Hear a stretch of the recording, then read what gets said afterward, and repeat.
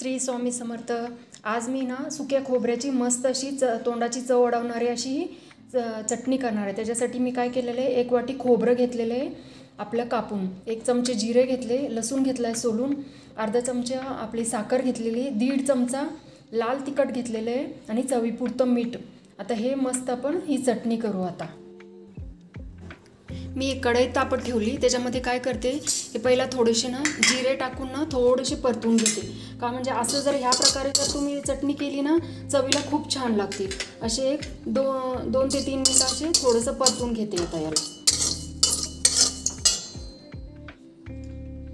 मी जिरे काढून घेतले। आता काय केले, त्याच कढईमध्ये ना हे खोबरं आहे ना, खोबरं भाजून घेते। का म्हणजे अशा प्रकारे जर तुमची चटणी जर केली ना, ही महिन्यात 2 महिने चांगली टिकते। आणि आपल्या खोबरे कसे कधी कधी खूप जुनं असतो, त्याला वास लागलेला असतो, त्याच्यामुळं असे जर भाजून जर तुम्ही चटणी जर केली ना चवीला खूप छान लागते आणि खूप दिवस टिकते पण एकदम। आता मी हे थोडा एक 5 मिनिटं चांगलं याला परतून घेते आता या खोबऱ्याला। हे आपलं खोबरं आहे ना परतलेलं आहे, याला ना मी जास्त म्हणजे याचा कलर पण बदलून द्यायचं नाही, काहीच नाही, थोडंसं 5 मिनिटं गरम करून घ्यायचं। आता मी याला मिक्सरमधून वाटून घेते। आता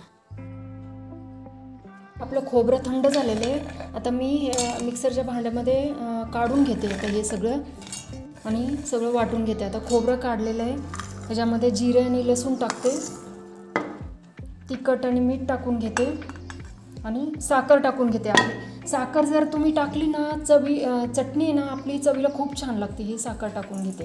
आता हे सर्व साहित्य आता मी काय करते, खूप असं बारीक पण नाही जाड पण नाही, असं वाटून घेतं मिक्सरमध्ये, बंद चालू करून।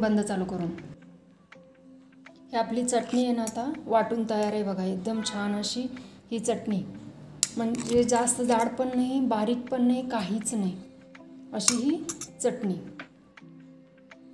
ही आपली चटणी तयार आहे, एकदम मस्त चवीला खूप छान लागणार अशी ही चटणी। हे तुम्ही गरम भात तूप बरोबर तर एकदम छान लागते, आणि तूप भात चपाती पण एकदम छान, भाकरी बरोबर चपाती बरोबर कशाबरोबर पण खा तुम्ही, एकदम चवीला छान लागणारी अशी ही खोबऱ्याची झटपट आणि कमी 5 मिनिटात होणारी अशी ही आपली खोबऱ्याची चटणी। तोंडाच्या म्हणजे तुमची चव, आजारी माणूस जर असलं तर तुमची तोंडाची चव वाढवणारी अशी ही खोबऱ्याची चटणी। माझी रेसिपी जर तुम्हाला आवडली असेल प्लीज लाईक करा, शेअर करा आणि सबस्क्राईब करा। धन्यवाद।